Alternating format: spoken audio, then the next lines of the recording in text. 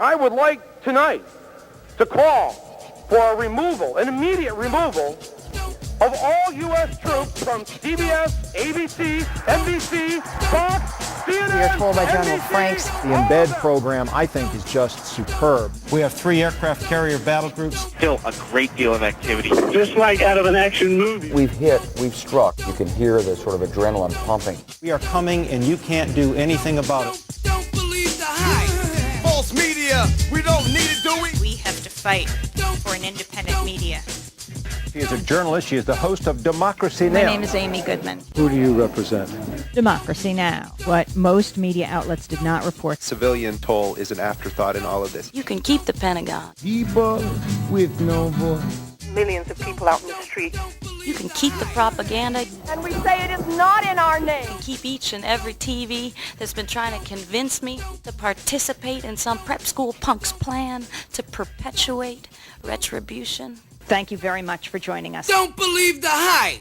The media are among the most powerful institutions on earth because they're not only among the wealthiest, but they're the way the whole world views us and we view each other.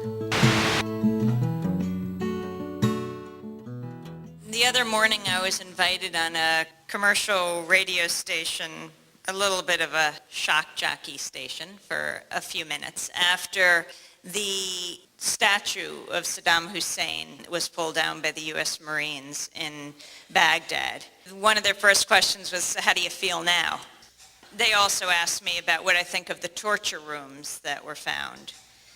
In talking about the torture rooms, I could only think about how important it was to be aware of what torture is, how horrific it is, whether Saddam Hussein does it, that military tyrant who was shored up by the United States for so long, or the fact that now there is an actually acceptable debate in this country, in the mainstream media, about whether the U.S. should torture people to get information, and if the U.S. doesn't do it, for example, those at Guantanamo Bay, those at Bagram Air Base in Afghanistan, isn't it okay to send them to countries that do engage in torture?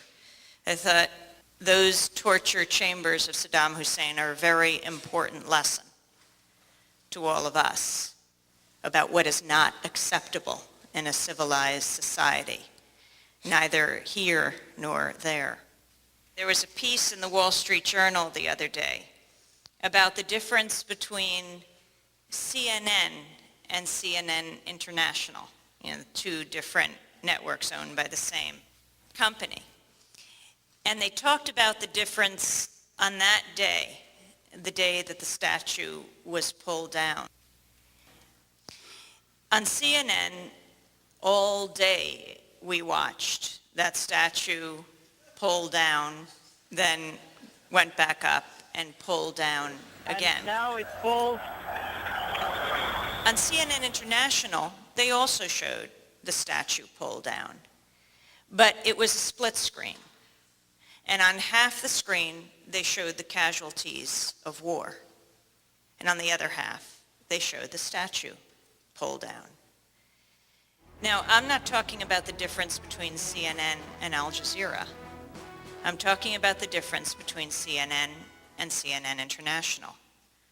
It means that that company knows exactly what it's doing, what they provide for domestic consumption and what they provide to the rest of the world. Now think about what the rest of the world sees and what we see here in the United States.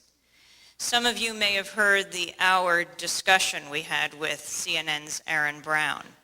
And we're asking him a lot of questions like, where are the pictures of casualties in the U.S. media? I think there are actually legitimate questions here about, have we over-sanitized this? And he said, well, some of them are tasteless. And we said, well, war is tasteless. I was speaking at St. Mark's Church in New York, and I talked about how Al Jazeera shows all these casualties pictures. And a journalist came up to me afterwards from Berlin and said, It's not just Al Jazeera that's showing these. All over Europe, we see them day and night. It's just here in the United States that you don't see them. And so we asked Aaron Brown, why don't they show some of the shots? You know, CNN was kicked out of Baghdad, and he said, it's tough to get those shots. He says, you have no trouble taking Al Jazeera's footage of the bombs over Baghdad, you know, the kind of fireworks display that we saw that nightscape. But when it came to taking their pictures of casualties, well, he said they're tasteless. I really do think that if for 1 week in the United States we saw the true face of war, we saw people's limbs sheared off, we saw the kids blown apart, for 1 week war would be eradicated. Instead, what we see in the U.S. media, and it's just quite astounding, it's the video war game. Those gray, grainy photographs with the target on them, looking down. But we don't see those people as the targets on the ground. The administration is very proud of the precision with which they went about yesterday's attack. There have been apparently very few casualties, which is exactly what the United States government wanted, right, Colonel?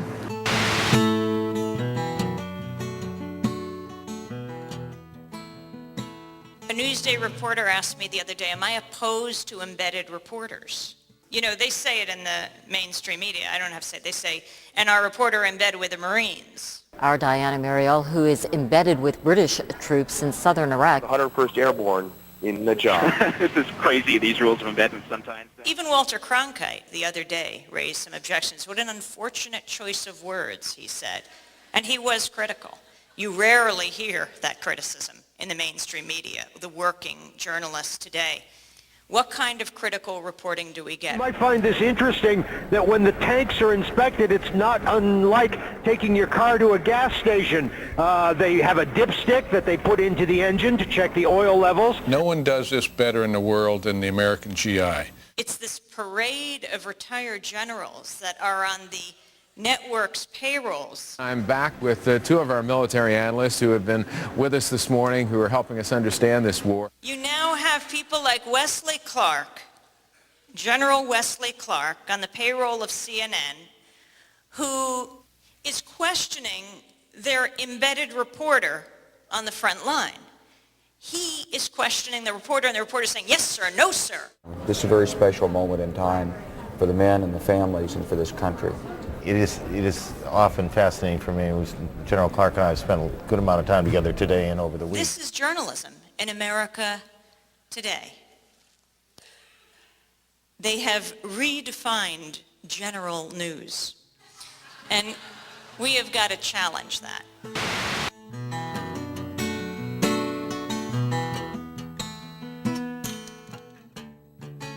Why is it, if they have these retired generals on the payroll, they don't have peace activists and peace leaders also on the payroll?